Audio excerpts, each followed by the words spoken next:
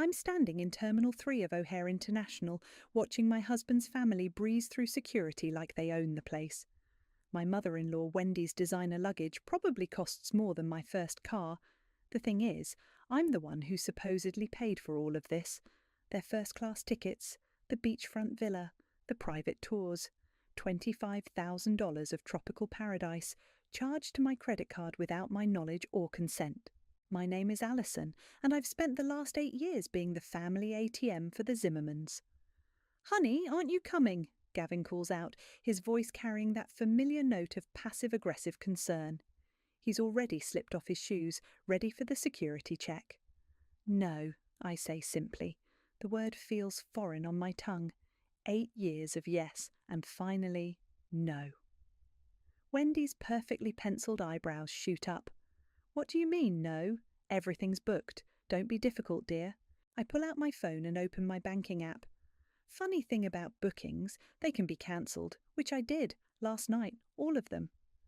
The change in their expressions would be comical if it wasn't so infuriating.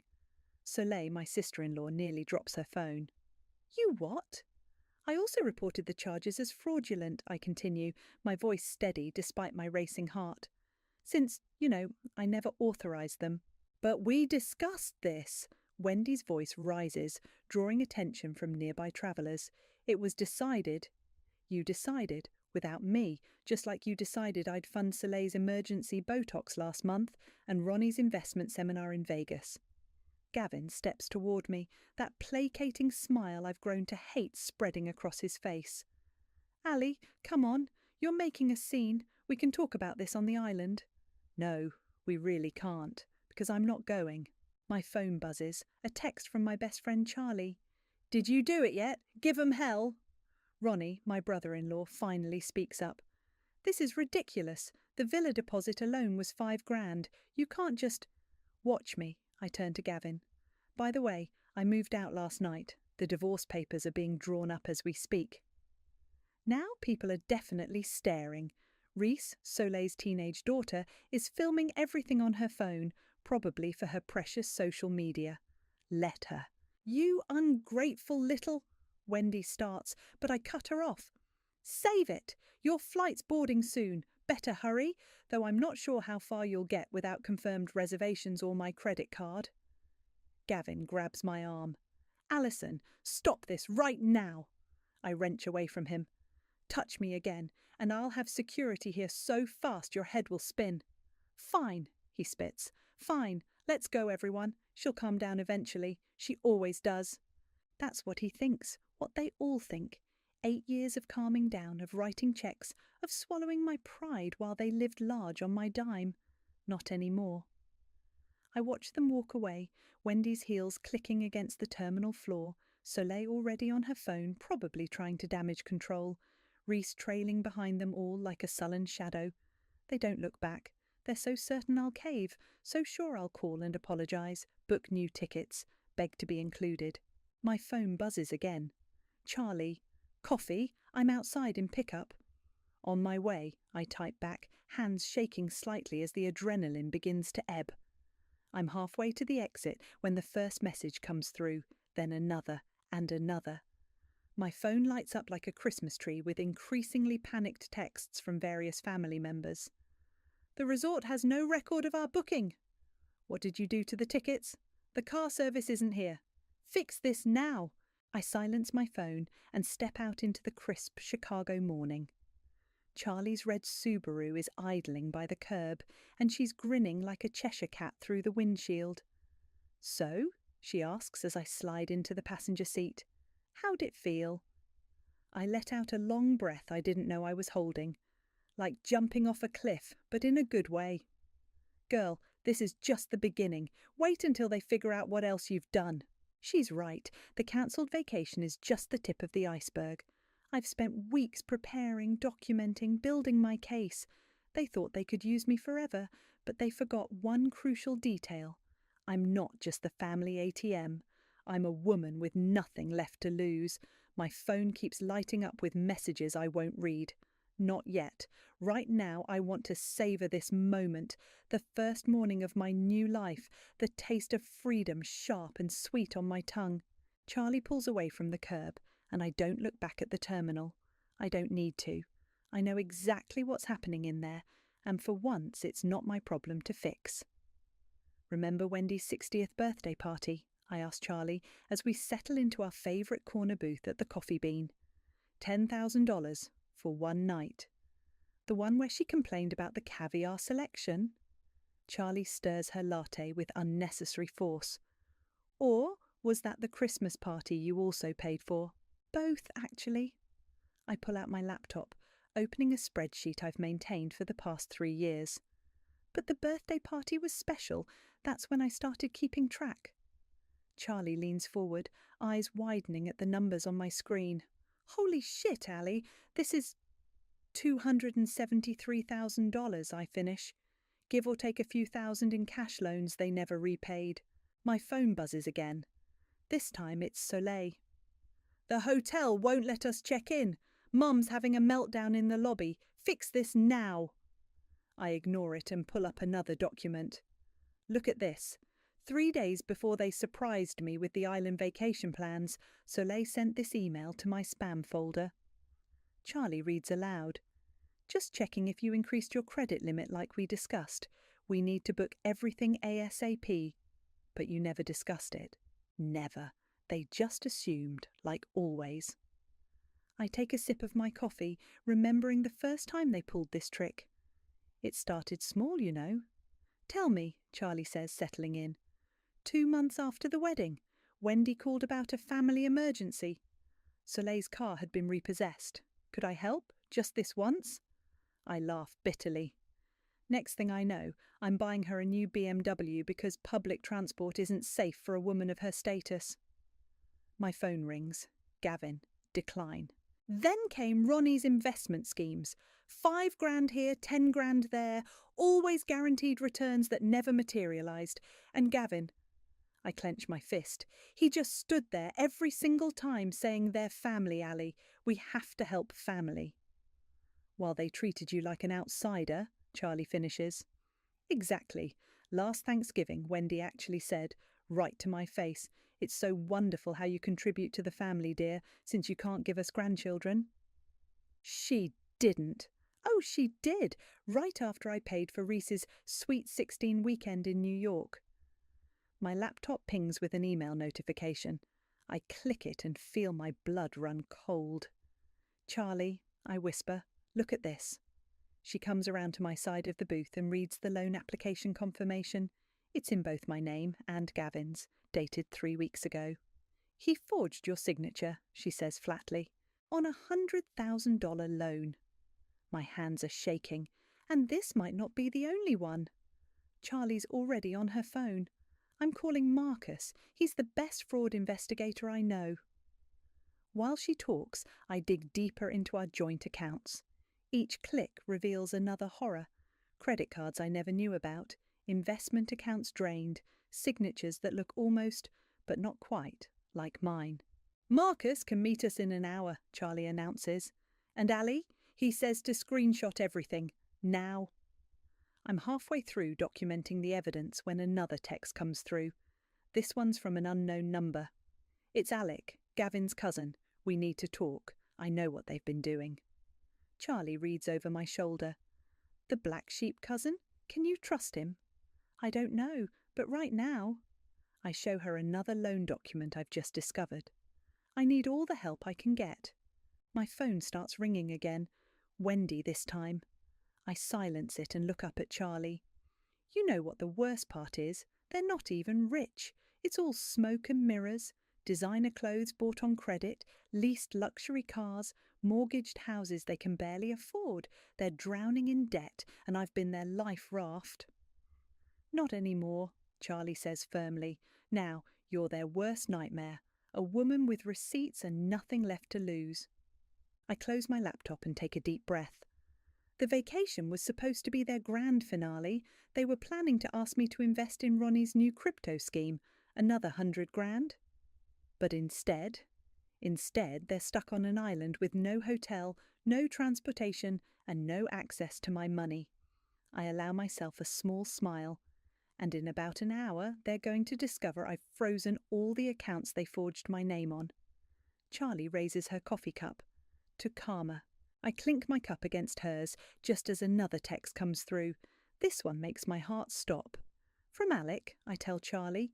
He says Gavin's been taking out loans in my name for years, and he can prove it. Charlie's eyes gleam. Ready to go nuclear? I grab my laptop and stand. Beyond ready. Let's go see Marcus. The coffee shop door chimes as we leave, and I feel lighter than I have in years. They thought they could bury me in debt and obligation. Instead, they taught me how to dig my way out, and bury them instead. The videos start rolling in around midnight. Someone's posting them to Instagram, and they're spreading like wildfire. Wendy, her perfect hair now dishevelled, screaming at a resort concierge. Soleil sprawled dramatically across a hotel lobby sofa, mascara-stained tears running down her face. Reese documenting it all with running commentary. This is like literally the worst day of my life. Oh my God, Charlie wheezes, nearly choking on her wine. Is your mother-in-law trying to climb over the reception desk? Was trying, I correct, forwarding the clip to Marcus. Security stopped her. We're camped out in Charlie's living room, watching the chaos unfold on our phones when Alec calls. I put him on speaker. You sure you want to meet? Charlie asked before I can speak. It's fine, Alec's voice comes through clear. I've been waiting for someone to stand up to them for years. I'm at the Starbucks on Michigan Avenue. 20 minutes. I look at Charlie, who nods. We'll be there. The Starbucks is nearly empty when we arrive. Alec stands out, tall, dressed simply in jeans and a button-down, nothing like the flashy designer wear his cousins favour. He waves us over to a corner table. Thanks for coming, he says, sliding a USB drive across the table. Everything's here, loan applications, forged documents, emails. Gavin's been busy. I plug the drive into my laptop. Files pop up, dozens of them. How did you get these? I work in digital forensics. Gavin asked me to help him clean up some files last month. He thought I was still the same pushover they could manipulate. Alec's smile is grim. I made copies instead. Charlie leans in, scanning the documents. Holy shit! These loans go back 3 years. At least, Alec confirms. They've been planning this island trip for months. It was supposed to be phase 1 of something bigger. My stomach drops. What do you mean? They're broke, Alison. All of them. Wendy's retirement fund is empty. Soleil's about to lose her house. Ronnie's investments are all pyramid schemes. He pauses. They were going to ask you to remortgage your condo. Use the money to save the family. A new video notification pops up on my phone. This time it's Ronnie, trying to sweet-talk the island police who've been called to remove them from the resort property. Look at this, Charlie points to an email chain. Gavin's been applying for jobs in the Cayman Islands, non-extradition country. They were going to take everything, I whisper, and run. Yeah, Alec says softly, but you beat them to it. My phone rings, Gavin again. This time I answer and put it on speaker. Having fun? I ask sweetly. Alison, this is insane. We're stranded here. Mum's having panic attacks. Just put the cards back on and we can talk about this when... When what, Gavin? When you've finished transferring our assets to the Caymans? Silence. Then. Who told you? Does it matter? It's all documented. The loans, the forgeries, everything. Marcus. You remember Marcus, right? The fraud investigator. He's very interested in your paperwork. You're bluffing. But his voice shakes. Check your email. I sent you some screenshots. Oh, and the police report I filed this morning. Fraud charges are just the beginning. More silence. Then Wendy's voice in the background. Give me that phone. Listen here, you ungrateful little... Wendy starts. No, you listen, I cut in. In about an hour, all those credit cards you've been using, they're getting cancelled.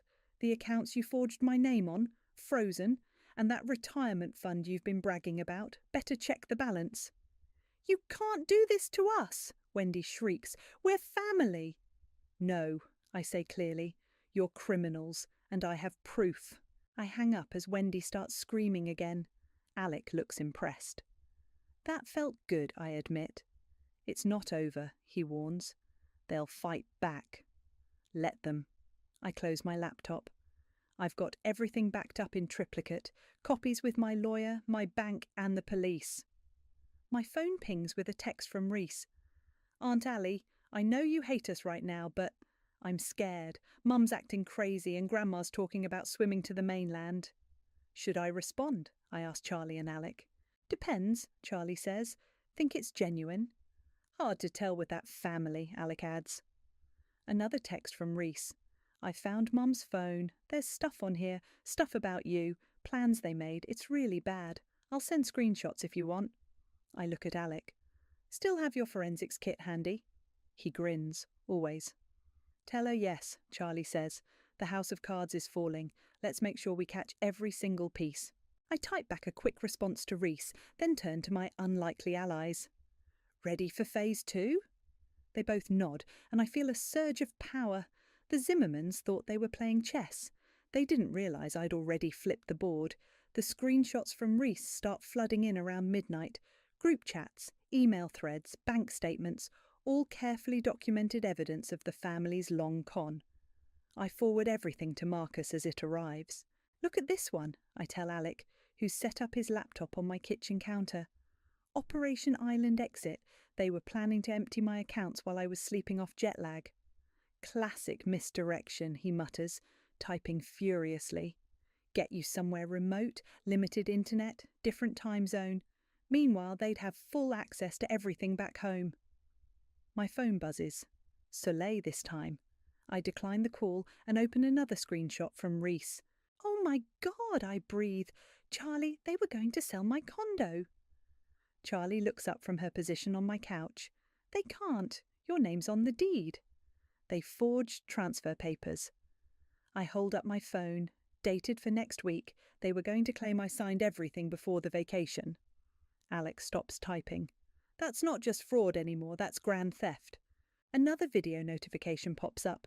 This time it's not from the family. Someone at the resort has posted a TikTok of the Zimmermans being escorted out of the property by security. The caption reads, "Rich family gets caught scamming. Watch till the end." It's going viral, Charlie announces, scrolling through her phone. 20,000 views already. My laptop pings with an email from Marcus. Meeting tomorrow at 9 a.m. Bring everything. Police want to be involved. I'm about to respond when my phone rings again. Unknown number. Hello? Mrs. Zimmerman? A tired voice asks. This is Thomas from Capital One Fraud Department. We're seeing some unusual activity on your joint accounts. Let me guess. Someone's trying to transfer large sums. Multiple attempts in the last hour. We've frozen everything pending investigation. I smile grimly. Perfect. I'll be at your branch first thing tomorrow with my lawyer. After I hang up, Charlie raises her wine glass. They must be losing their minds right now. As if on cue, my phone lights up with a text from Gavin. Coming home. This ends now. He bought a ticket? Alec asks, surprised. Probably used his emergency credit card, I say, the one Wendy pays for. Speaking of Wendy. Charlie turns up her phone's volume.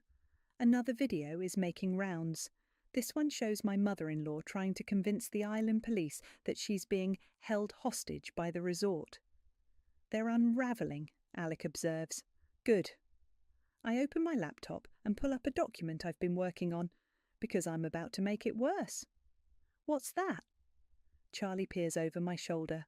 A very detailed post about financial abuse and family fraud.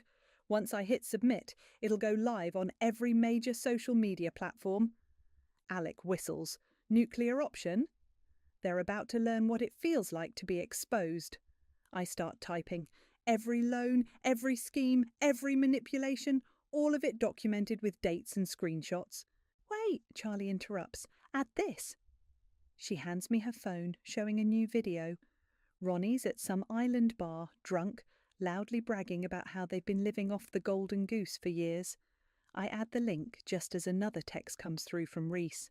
Dad's at the airport. He's really mad, like I've never seen him this mad. Let him come, I mutter, finishing the post. I'm not the same woman he left at that airport. You sure about this? Alec asks as my cursor hovers over the post button. Once it's out there. They burned their bridges, I say firmly. Time to light up the ashes. Click posted. Within minutes the notifications start. Shares, comments, tags. The story spreads like wildfire through social media. Local news picks it up first, then national outlets start calling. Trending, Charlie announces. Number 3 and climbing. My phone buzzes with a text from Marcus. Saw the post. Perfect timing. Police are very interested now. See you at 9. Another notification. This time from my bank.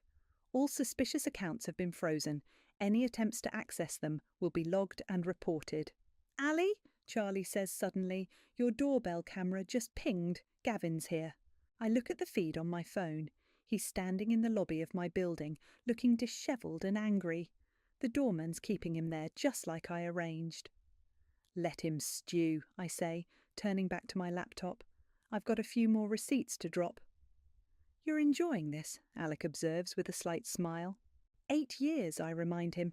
8 years of being their personal bank, their emotional punching bag, their grateful daughter-in-law. I hit post on another thread of evidence. Now they get to be grateful for prison jumpsuits and public defenders. My phone lights up again, Wendy calling. I silence it and pour more wine. To Karma, I say, raising my glass. To Karma, Charlie and Alec echo. Below, Gavin continues to rage in the lobby, but I can't hear him. Up here, in my fortress of truth and evidence, I'm finally free. And the night is still young. Gavin spends 2 days camped in the lobby before I finally agree to meet him. Not alone, of course. My lawyer Sarah sits beside me in the building's conference room while Alec waits outside. The security camera blinks steadily in the corner. You look terrible, I say as Gavin slumps into the chair across from me. His designer shirt is wrinkled, his usual perfectly styled hair a mess. You've destroyed my family, he snarls. No, your family destroyed themselves. I just stopped funding the destruction. He leans forward. Do you have any idea what you've done? Mum's had to cancel her country club membership. Soleil's kids might have to switch schools. Ronnie's investors are suing him for fraud, I interrupt. Yeah, I know.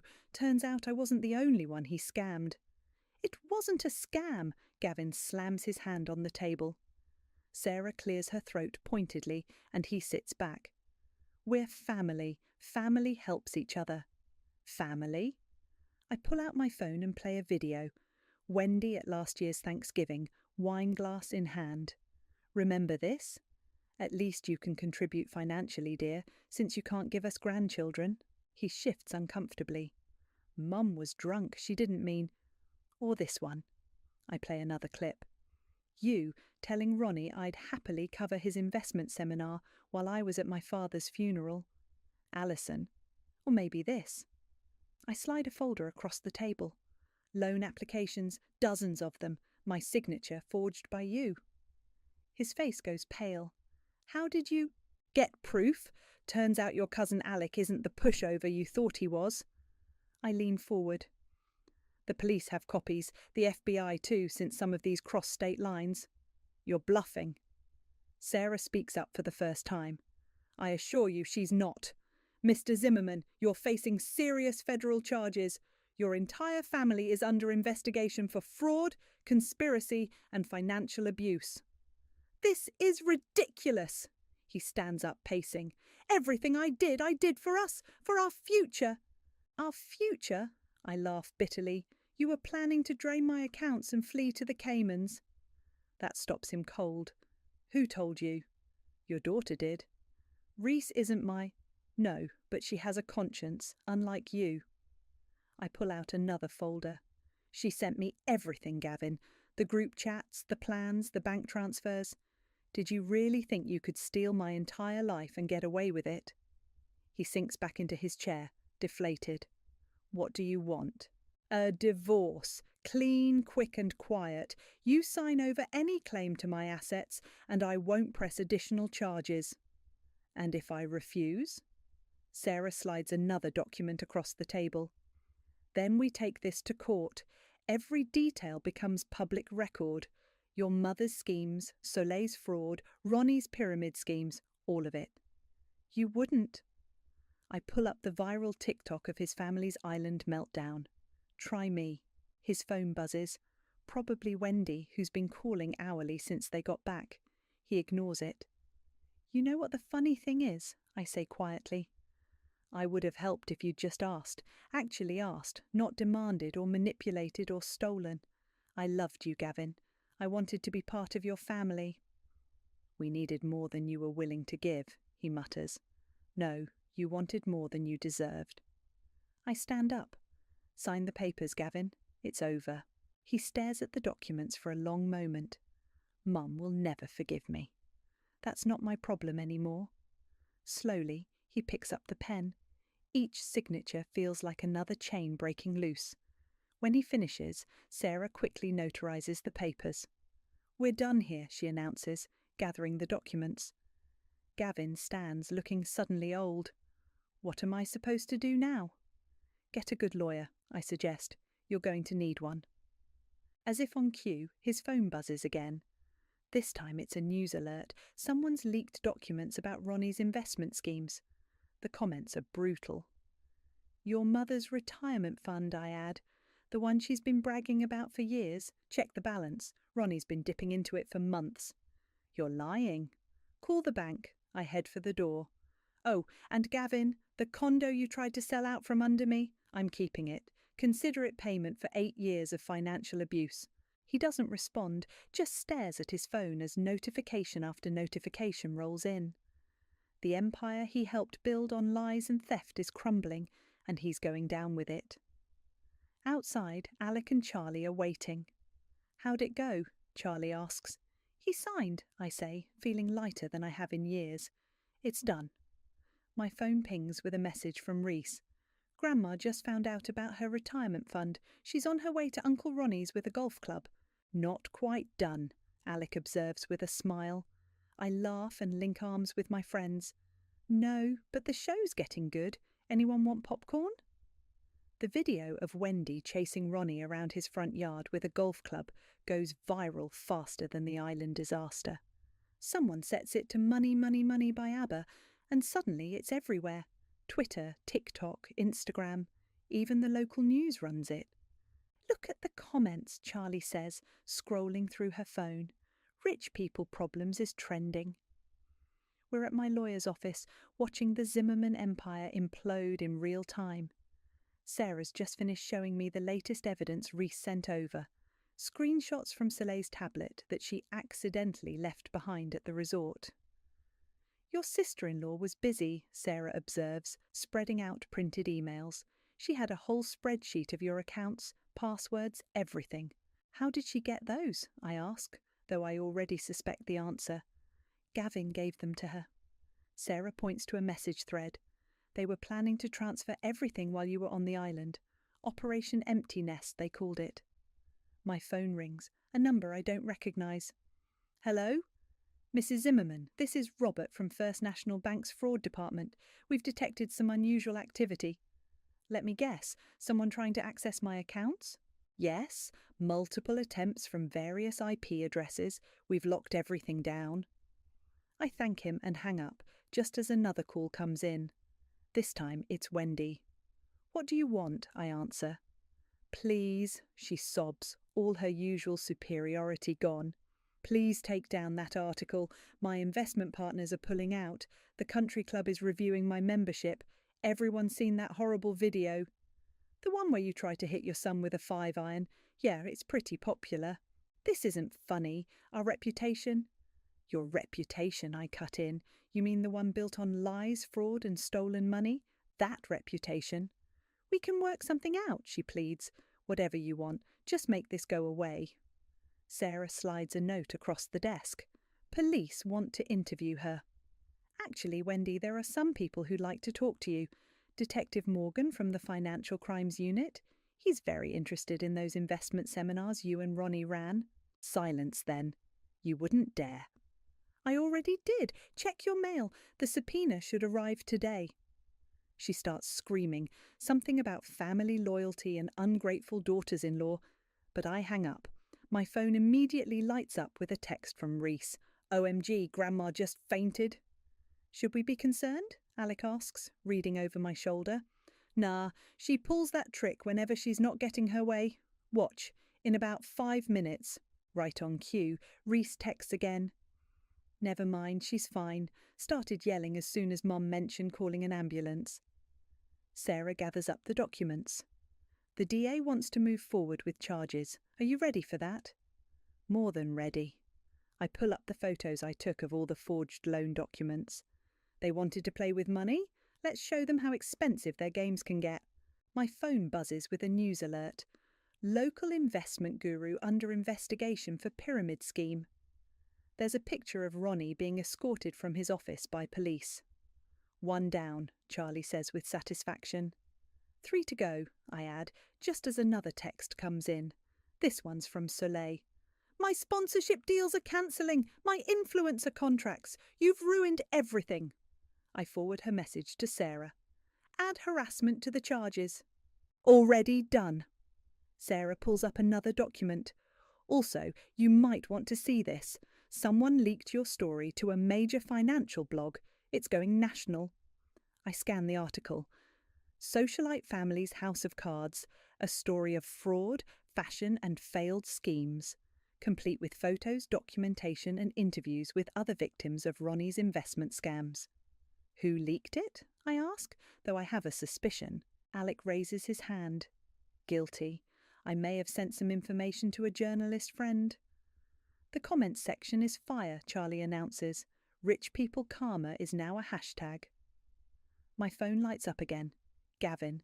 I decline the call, but read his text. They're freezing my accounts, all of them. What am I supposed to do?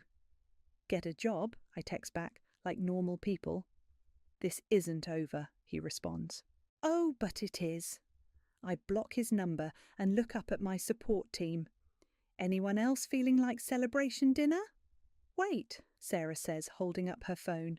Breaking news. Local beauty queen caught in family fraud scandal. Looks like Soleil's past pageant funds are under investigation too. 2 down, Charlie grins. And the dominoes keep falling, Alec adds. I lean back in my chair, feeling a weight lift that I didn't even know I was carrying. They thought they could bury me in debt and lies. Instead, I'm watching their carefully constructed world crumble, one viral video at a time. So, I say, standing up, dinner? I'm thinking somewhere expensive. I can afford it now that I'm not bankrolling the Zimmerman family circus. The laughter feels good. The freedom feels even better.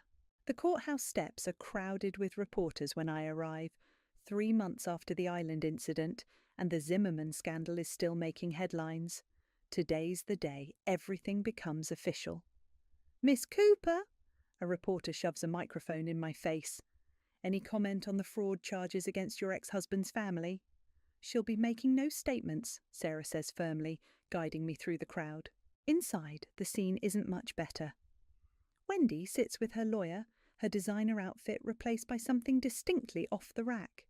Soleil's nowhere to be seen, probably still dealing with her own legal troubles after her pageant fraud came to light. Ronnie's already in custody, awaiting trial for his investment schemes. And Gavin?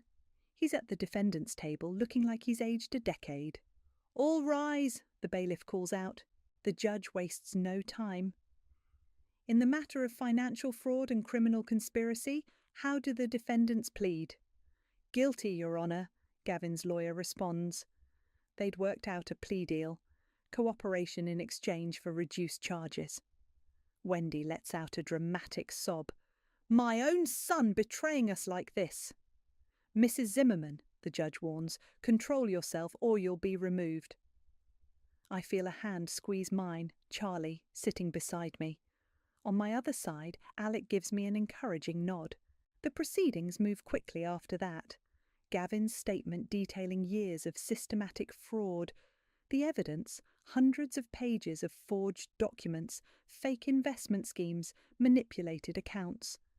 The judge's face grows sterner with each revelation.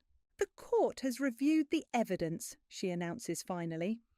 Mr. Zimmerman, while your cooperation is noted, the extent of these crimes is staggering. You are hereby sentenced to 5 years in federal prison with an additional 3 years of supervised release, Wendy wails. The judge ignores her. Furthermore, you are ordered to pay restitution in the amount of $273,000 to Miss Cooper, plus additional damages to be determined. My phone buzzes quietly. A text from Reese. Mum just got served papers too. Something about tax fraud? I smile slightly. The dominoes are still falling. Your Honour, Sarah stands. My client would like to address the court. The judge nods. Proceed. I walk to the podium, my heels clicking on the marble floor. Gavin won't meet my eyes. For 8 years, I begin. I believed in family. I believed in supporting each other, in sacrifice, in trust. The Zimmermans took that belief and twisted it into something ugly. They didn't just steal my money, they stole my faith in people. Wendy tries to interrupt, but her lawyer shushes her. But here's what they didn't steal, I continue. My strength, my dignity, my ability to stand up and say no more. To anyone watching this case, anyone trapped in a similar situation, you can say no, you can fight back, and you can win. The judge nods approvingly. As I return to my seat, I notice several reporters scribbling furiously. Court is adjourned, the judge declares, banging her gavel. Outside, the media circus has grown. This time, I'm ready. Miss Cooper, how does it feel to take down Chicago's infamous Zimmerman family? I face the cameras. It feels like justice, and it's not over yet. What do you mean? Ask Soleil about her charity foundation, I say with a smile. Ask Wendy about her investment partners. The truth has a way of coming out. My phone buzzes again. Another text from Reese. Can we talk? Like, somewhere private? I show the message to Charlie and Alec. Could be a trap, Charlie warns. Or could be a kid who needs help getting out, Alec counters. I text back, coffee shop on 5th, 1 hour. Sarah catches up to us as we leave. The divorce papers came through, you're officially free. Not just free, I correct her, vindicated. My phone lights up with a news alert. Beauty Queen's charity scam exposed. Soleil Zimmerman faces federal investigation. 3 down, Charlie counts. 1 to go, Alec adds, just as another alert pops up. Socialite Wendy Zimmerman's investment partners file class action lawsuit. Make that 4, I say, feeling lighter than ever. We step into the bright Chicago afternoon, leaving behind the courthouse and its drama. Ahead of me lies coffee with Reese, dinner with my real friends, and a life unburdened by the Zimmermans' toxic expectations. You know what's funny, I tell Charlie and Alec as we walk. They always said I wasn't really part of their family. Turns out that was the biggest gift they could have given me. My phone buzzes one last time. The final divorce decree, officially changing my name back to Cooper. To new beginnings, Charlie raises an imaginary glass. To karma, Alec adds. To freedom, I finish, stepping into my future, leaving the Zimmermans and their house of cards behind in the dust where they belong. The sun feels different in Bali. Warmer, kinder somehow. I stretch out on my private villa's deck, sipping fresh coconut water and scrolling through my notifications. Did you see this? Charlie's text pops up with a link. Wendy just got sentenced. I click through to the article. Socialite matriarch gets 3 years for financial fraud. The courthouse photo shows her in handcuffs, no designer bags or signature pearls in sight. My phone rings. It's Reese. Hey kiddo, I answer. How's college treating you? Amazing. My roommate can't believe I chose community college over private school, but honestly, it feels good paying my own way. After our coffee shop meeting, Reese had made a brave choice. She testified against her mother, moved in with her dad, Soleil's first ex-husband, and started working part-time while finishing high school. How's the blog going? I ask. Growing. People really connect with stories about breaking free from toxic family dynamics. Speaking of which, she pauses. Mum's sentencing is next week, 20 months for charity fraud. Are you going? No, Dad says I don't owe them anything anymore. Neither do you, by the way. I smile. I know. A notification pops up. An email from Marcus. Final restitution payment received. Account closed. They actually paid you back? Reese asks when I tell her. The court made them. Gavin's prison job, Wendy's liquidated assets, Ronnie's seized accounts, every penny. Karma's wild, Reese laughs. Hey, I gotta run to class. Love you, Aunt Allie. Love you too, kid. After we hang up, I open Instagram. My travel photography account has blown up since I started exploring the world solo. Today's post, sunrise yoga on a Balinese beach. The caption reads, "Sometimes the best family is the one you choose." A message from Alec appears. Beautiful shot. Save me a spot on that beach. We've been dancing around something more than friendship lately. He's been consulting in Singapore, just a short flight away. Beach is pretty big, I write back. Plenty of room. Dinner when you're back in Chicago? It's a date. A news alert catches my eye. Zimmerman family fraud, a cautionary tale. The article details everything. The island disaster, the court cases, the convictions. But the ending makes me smile. Former daughter-in-law Alison Cooper has become an unexpected advocate for financial abuse survivors, her story inspiring others to break free. My phone buzzes with a text from Charlie. Speaking of advocacy, you're still good to speak at next month's conference, right? Breaking Free Financial Independence After Family Fraud needs its star presenter. Wouldn't miss it, I reply. The sun starts to set over the ocean, painting the sky in colours no filter could enhance. I think about that day at the airport, watching the Zimmermans swagger through security, so certain of their power over me. They never imagined their house of cards would collapse so spectacularly. My assistant messages me, "Your TED Talk outline is ready for review. Topic, the hidden cost of family financial abuse. Shall I send it over?" "Tomorrow," I reply. "Tonight's for celebrating." "Anniversary of the island incident?" she asks. "Freedom," I correct her. I open my laptop to find an email from Sarah. Another interview request. National Magazine wants your story for their Women Who Fought Back series. Interested? Before I can reply, a final news alert appears. Ronnie Zimmerman's prison interview. We lost everything because we got greedy. At least he's honest now, I mutter. The villa's phone rings. Room service. "Ms. Cooper, your celebration dinner is ready. Shall we serve it on the beach as requested?" "Perfect," I answer. As I walk down to the private beach, I think about what Reese said about not owing them anything. She's right. The Zimmermans took so much from me, but in trying to break me, they accidentally set me free. My phone lights up one last time. A message from Alec. "Booked my ticket to Bali. See you in 2 days?" I smile and type back, "Can't wait."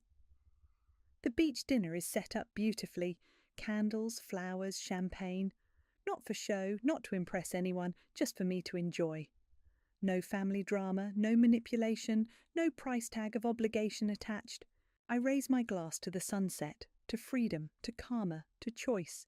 The Zimmermans thought they were teaching me about family. Instead, they taught me about strength. They thought they were burying me in debt and obligation, never realizing they were planting the seeds of their own destruction. And me? I'm blooming. I take a sip of champagne and watch the stars emerge over the ocean. Tomorrow will bring new adventures, new challenges, new opportunities to help others break free.